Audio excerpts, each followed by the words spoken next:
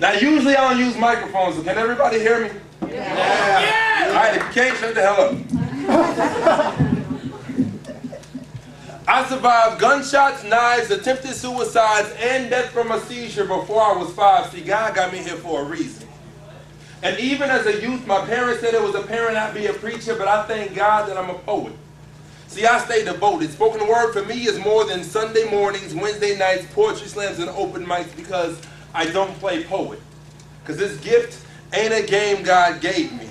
He made me design each rhyme as if every line is trying to find salvation. So it's safe to say, I write the hell out of a poem.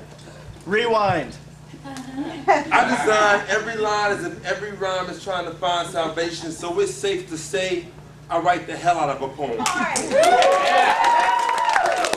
Exercising demons just by speaking. See, time ain't something we taking for granted. So every time you see me on stage, I engrave it with the soul of Sugar Avery. Maybe God's trying to tell me something. Like how the contradiction after the benediction causes conflict. So how can I reach you from a pulpit when most people think poets are full of shit? So that young kid who feels his life ain't worth living, feels his spirit's lifted from the lyrics I give him. Ain't that deliverance? Amen. What's the significance of having a gift if nobody can receive it? See, I too touch the youth, just not like some Catholic preachers. Me, and I know it don't make me better than anybody else. Poets never claim to be. Never said we were better persons, just trying to make you better persons through our verses. And this isn't me versus churches, I just know what my purpose is.